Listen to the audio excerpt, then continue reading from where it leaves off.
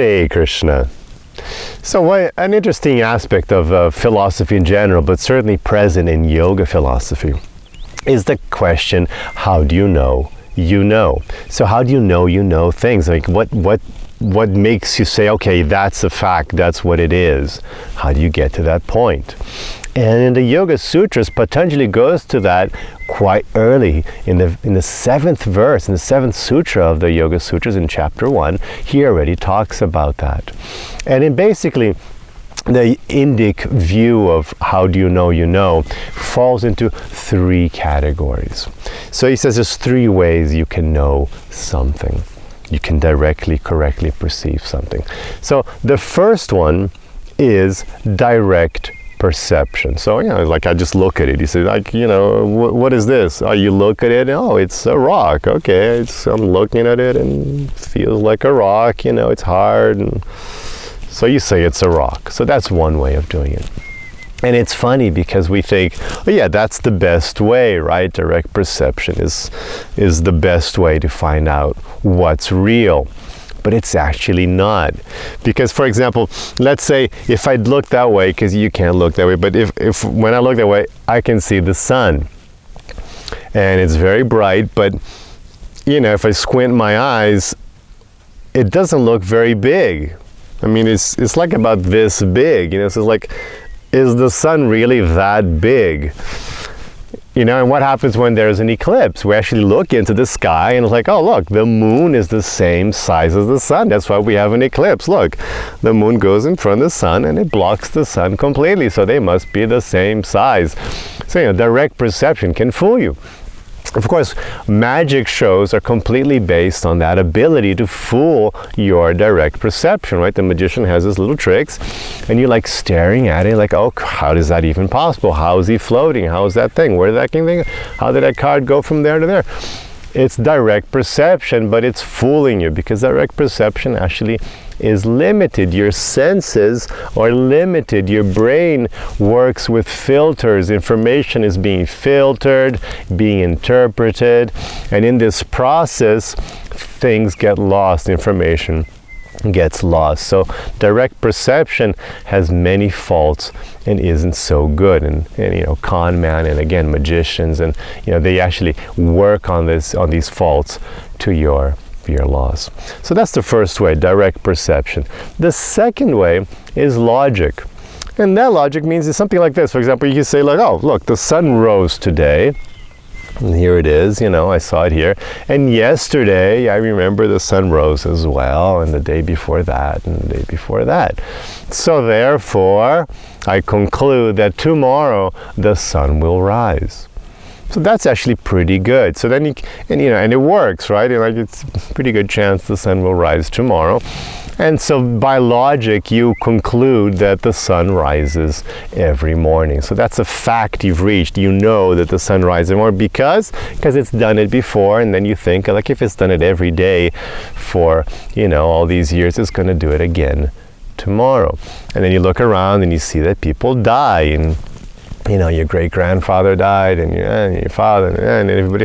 So people die all the time. And you don't see anybody who hasn't, who just keeps on living, on and on and on. So you conclude that since people seem to die, then I am going to die as well. I mean, you haven't died yet. Maybe you're like this one person who will live forever.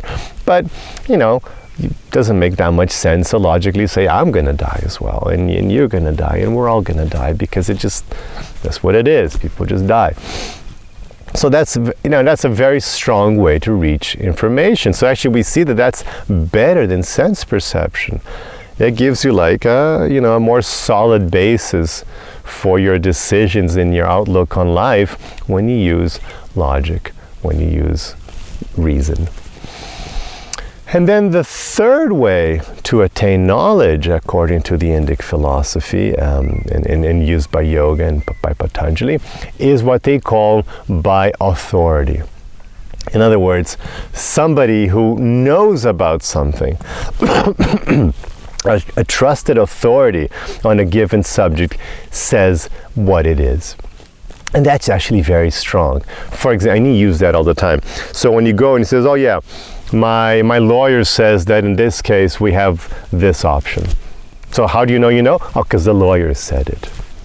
You know, and a judge might say, no, this is the law says it's like this, and so you have to do this. Okay, so the judge knows it.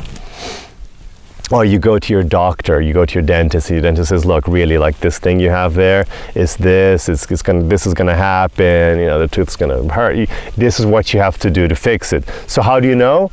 The dentist said it.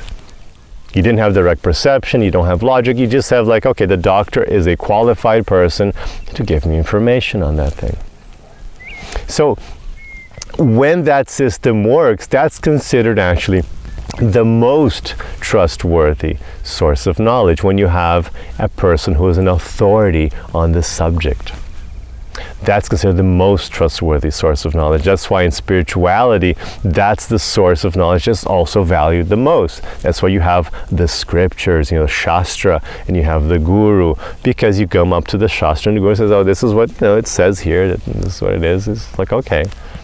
And then you trust that system, you trust that information is solid and people have depended on that and they've done well depending on that information. So it's going to work for me too. As you know, people who have trusted that good doctor, dentist, lawyer, and they've done well by trusting his information, so they've done well. So then you trust that source as well. Even on a simpler level, like you have a person who you really trust, your father, mother, brother, something like, and he says, look, this is the way it is. I'm telling you, I saw it. The person went that way. And then he's like, okay, so the person went that way. Why? Because this trusted witness said the person went that way. And so those are the three levels. And of course, you can say, oh, but what if the dentists get it wrong and lawyers lie and, and gurus lie? Yeah, okay. There's always margin for error in all of these. But in general, once you have like a trustworthy source, then that is the best source of knowledge for you. And then what happens is you can actually work on the three of them. So let's say, you have the guru says, look, you should do this, or the lawyer says, no, you should do this process here to resolve this issue. And then you look at, does this make sense? Is it logical what he's saying? And it's like, yeah, it kind of makes sense, because this law and this is, and then you do direct perception. Where is the law? I want to see it. So you look it up on the internet. Look, it actually says here, this is the law. Oh yeah, look, there's all these other cases where people did exactly what he's saying and it worked for them. So that's logic. So it's always worked. It's going to work for me. Direct perception, I can see the law.